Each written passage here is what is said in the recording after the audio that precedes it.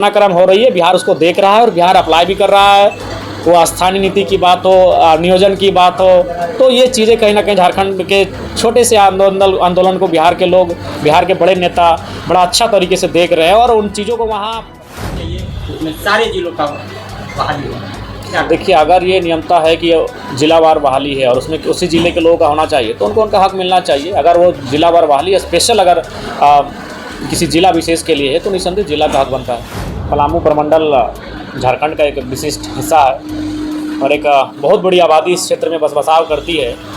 उस हिसाब से पलामू प्रमंडल के दृष्टिकोण से अगर देखा जाए, चूँकि हम भी पलामू जब आए तो गया और औरंगाबाद होते हुए आए, तो इस हिसाब से पलामू को विशेष सुविधा मिलनी चाहिए। और झारखंड सरकार ने जो बातें कही थी, जब हमारी सरकार बनेगी, माननीय मुख्यमंत्री हेमंत सोरेन ने अपने श्रीमुख से कहा था कि पलामू को उपराजधानी बनाएंगे, तो मुझे भी पलामू आकर लगता है, पलामू हम 2 बार आए हैं और दोनों बार आने के बाद जो यहाँ के लोगों का रांची आना जाना जो आवागमन की सुविधा है, तो सबसे पहले पलामू को उपराजधानी के रूप में तब्दील किया जाए। ये हमारी पुरजोर कोशिश रहेगी सदन में इस बात को उठाने की।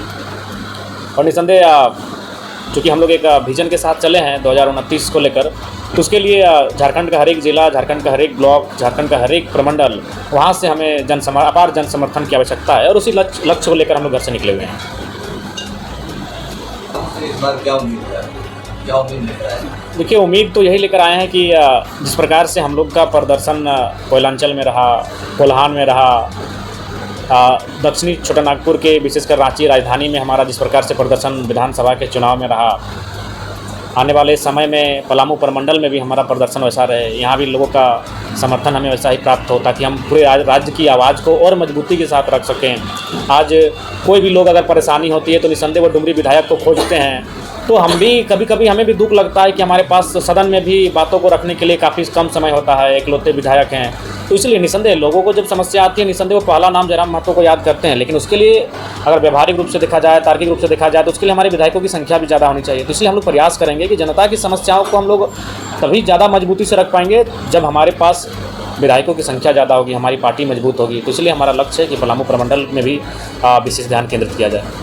भाषा की बात एक बार फिर से पलामू में उठा है, क्या रुख होगा? देखिए, हमने शुरू से ही कहा है कि झारखंड को आप एक भाषा के समीकरण में नहीं साध सकते हैं, क्योंकि झारखंड विभिन्न कबीलाएँ, विभिन्न भौगोलिक क्षेत्र में बसाव करने वाले लोग रहते हैं यहाँ, और यहाँ विभिन्न भाषाएं बोली जाती हैं। तो इस लिहाज से सरकार को एक भाषा विद का गठन करना चाहिए, जिलावार करना चाहिए। और जिलावार भाषा विद का जो रिपोर्ट आए कि वहाँ के जो स्थानीय लोग जो सैकड़ों सालों से इस भूभाग में बसे हैं, जो सिर्फ और सिर्फ झारखंड के हैं, वो किस प्रमंडल में, किस जिले में, किस ब्लॉक में कौन सी भाषा में अपनी बात को कह रहे हैं, बोल रहे हैं, समझ रहे हैं, और उसके अनुसार जिलावार जो नियुक्ति होगी उनमें उन भाषाओं को इंक्लूड करना चाहिए। वैसे चतुर्थवर्गीय कर्मचारियों की यहाँ बहाली निकली है, वो भी विवाद के घेरे में है। पलामू में स्थानीय होना चाहिए, उसमें सारे जिलों का बहाली होना। देखिए, अगर ये नियमता है कि जिलावार बहाली है और उसमें उसी ज़िले के लोगों का होना चाहिए तो उनको उनका हक मिलना चाहिए। अगर वो जिलावार बहाली स्पेशल अगर किसी जिला विशेष के लिए है तो निसंदेह जिला का हक बनता है। बेरमो से डुमरी अवैध जो कोयला की बात किया जाए, आपके द्वारा कहा गया था कि हम नहीं जानते हैं, इसमें कितना सफलता आपको मिला? देखिए, सफलता मिली, लेकिन आप भी जानते हैं कि सफलता आपको पूर्ण तभी मिलेगी जब सरकार का भी आपका समर्थन रहेगा। अभी अगर आप किसी भी अगर कोयला के क्षेत्र की बात करें, बालू की बात करें, तो ये आपके आंखों के सामने है किस प्रकार से दरोगा लोग पीछे पीछे गाड़ी को हाँकते, जैसे बैल हम लोग हाँकते हैं तो हाँकते हुए उसको सीमा से अपना पार करते हैं। ये आपसे छुपा नहीं मीडिया बंधुओं, आपने भी बोकारो की घटना को बाकायदा मीडिया के माध्यम से देखा कि किस प्रकार से जो अवैध बालू जो संचालन कर रहे थे वे लोग बड़ा बाबू पे चढ़ के बात कर रहे थे। बोलिए कि आप कम देते हैं कि नहीं देते हैं महीना का। तो जब तक सरकार इन चीज़ों को गंभीरतापूर्वक नहीं लेगी, एक विधायक होने के नाते हम प्रयास कर सकते हैं, उस पर हम अवरोध भी उत्पन्न करते हैं, लेकिन पूर्ण रूपेण सफल तभी मिलेगी जब सरकार इसको गंभीरतापूर्वक लेगी।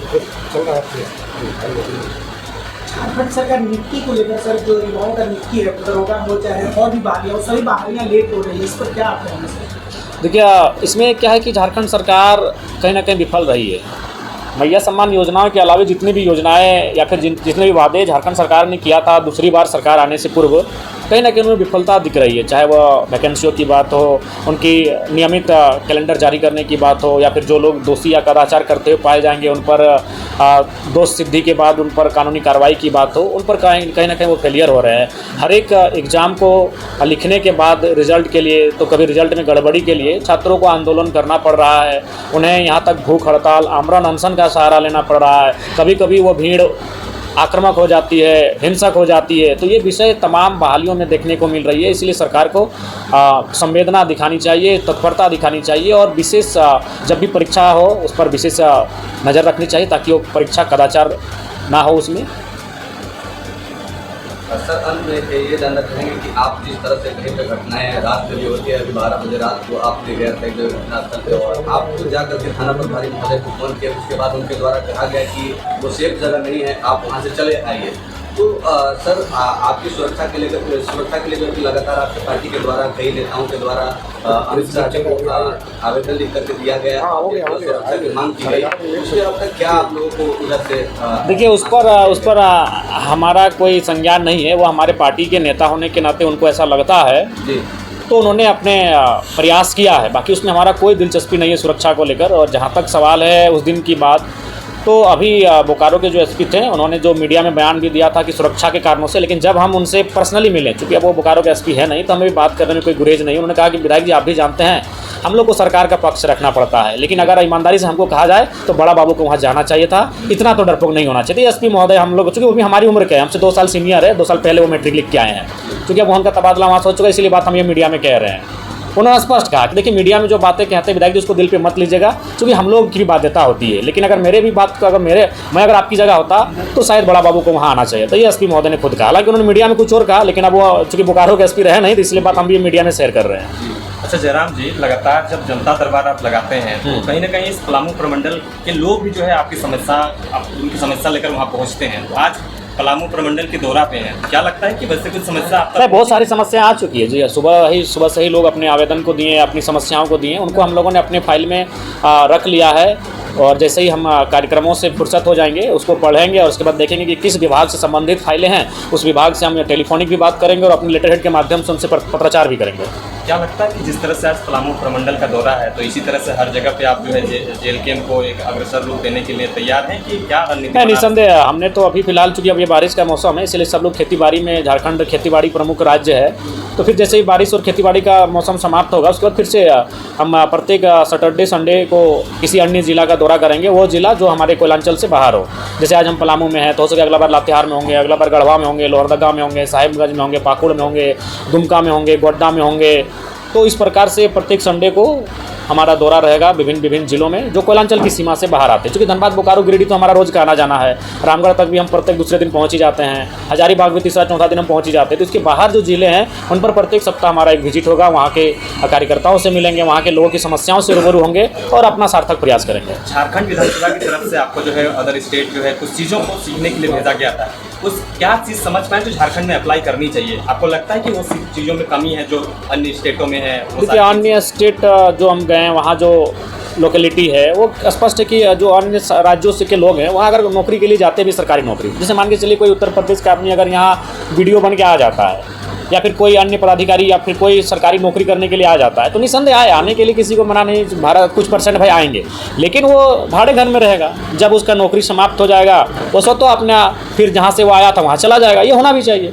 जैसे हम लोग रेलवे में काम करते तो रेलवे क्वार्टर देती है, BCCL में काम करते तो BCCL क्वार्टर देती है। जब हम नौकरी को समाप्त कर देते हैं तो अपना क्वार्टर को छोड़ देते हैं, सारी सुविधाओं को छोड़ देते हैं, फिर अपना गाँव अपनी मिट्टी वापस चले आता है। ये होना चाहिए और ये वहाँ पर है। अरुणाचल प्रदेश में है, नागालैंड में है, आसाम आपका मेघालय में है, सिक्किम में है, जहाँ जहाँ हम गए हैं ये उनका खूबसूरत नियम है कि ताकि अन्य राज्यों के लोग जाकर वहाँ बसाव करके उस राज्य को बाधित नहीं कर पाएंगे। बिहार में विधानसभा चुनाव है, क्या आपकी हम तो देखिए अभी उतना हम लोग बलशाली नहीं हुए हैं कि बिहार चुनाव के बारे में सोचे, लेकिन इतना है कि हम लोग विचारों से बलशाली हो चुके हैं। प्रशांत किशोर जी नो डाउट आज जो बिहार में काम कर रहे हैं, अब वो वहाँ के लोग क्या सोचते हैं नहीं सोचते, लेकिन झारखंड में जिस प्रकार हम लोग देख रहे हैं एक नई सोच, एक नई उभार के साथ आए हैं। तो देखिए उनके भी नेता कहीं ना कहीं जयराम महतो को वहाँ नाम ले रहे हैं, अपने जनसभाओं में जयराम महतो की विचारधारा को रख रहे हैं। और वहाँ नहीं है तो देखिए अभी तेजस्वी जी कहीं ना कहीं उन्होंने झारखंड को देखा, झारखंड को सुना और वो अब क्या कह रहे हैं कि बिहार में 100% जो बिहार की नौकरियाँ होंगी वो बिहार को मिलेगा।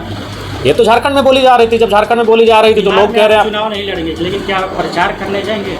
देखिए अभी तक ये तय नहीं हो पाया है, क्योंकि अभी हम लोग को समझना होगा बिहार की आबो हवा क्या है, वहाँ हमारा क्या प्रभाव है, क्या पकड़ है। क्योंकि अभी हम लोग मैंने एक लंबी राजनीति करने आए हैं, तुरंत कोई ऐसा कदम नहीं उठाएंगे कि हमारा राजनीतिक संकट आएगा या फिर हमारे प्रभाव में कोई असर दिखेगा।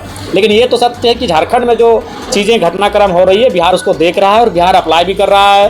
वो स्थानीय नीति की बात हो, नियोजन की बात हो, तो ये चीज़ें कहीं ना कहीं झारखंड के छोटे से आंदोलन को बिहार के लोग, बिहार के बड़े नेता बड़ा अच्छा तरीके से देख रहे हैं और उन चीज़ों को वहाँ रख भी रहे हैं अपने सभाओं में, अपने कार्यक्रम में। हम लोग के लिए बड़ी उपलब्धि और बड़ी बात है। झारखंड में जो परिसीमन से विरोध होता है, क्या 2026 में परिसीमन जो लागू हो कैसे देखते हैं आपकी पार्टी कैसे देखती है? देखिए, परिसीमन तो हमें लगता है कि झारखंड में होना चाहिए, क्योंकि बहुत बड़ी आबादी झारखंड की हो चुकी है। जैसे अभी अगर मान के चले तो बोकारो में वोटर्स 6 लाख है, धनबाद भी विधानसभा हमको लगता है 5.5 लाख के आसपास वोटर है। ठीक उसी प्रकार मांडू और हजारीबाग में भी 4.5 लाख 5 लाख के आसपास वोटर हो चुके हैं। कई विधानसभा ऐसे जहाँ मात्र 2 लाख 2.5 लाख ही वोटर हैं, तो काफ़ी मैंने असमानता है। आपको एक विधायक को खर्च करने के लिए 5 करोड़ ही मिलता है, तो उसके पास अगर 5 लाख वोटर हैं तो भी 5 करोड़ मिलेगा, और 1.5 लाख वोटर हैं तो भी 5 करोड़ उसको मिलेगा। तो इसलिए जब परिसीमन हो तो इन सब चीज़ों का ख्याल रखना चाहिए, एक समानता होनी चाहिए वोटर्स का प्रत्येक विधानसभा में। तो हमें लगता है कि परिसीमन समय के अनुसार परिसीमन इस राज्य की मांग है और वो होना चाहिए। तो झारखंड है और झारखंड के युवाओं का आपसे काफ़ी उम्मीद है, उनकी समस्याओं का निदान हो सकता है। देखिए, आप भी जानते हैं कि समस्याओं का निदान होगा, क्योंकि लोकतांत्रिक भारत है। उनकी जो समस्याएं वो लोकतंत्र से ऊपर नहीं है, वो कोई अलौकिक समाधान नहीं मांग रहे कि कोई देव्य शक्ति से वो तो डिमांड नहीं किए हैं। वो ऊपर में बैठे किसी ईश्वर, अल्लाह, खुदा, पीर पैगंबर, कोई जीसस से तो डिमांड नहीं किए हैं, कोई भगवान से तो डिमांड नहीं किए। वो लोकतंत्र के मूल्यों के अनुसार ही डिमांड किए हैं। तो लोकतांत्रिक मूल्यों के अनुसार उनके डिमांड का हल है, बशर्ते जिन लोगों से वो डिमांड कर रहे हैं उनकी मानसिकता क्या है, उनका सोच क्या है, उनका विजन क्या है। अगर उनका विजन, उनकी सोच अगर सकारात्मक है तो निसंदेह झारखंड के युवाओं के जो डिमांड्स है वो फुलफिल होने के लायक है।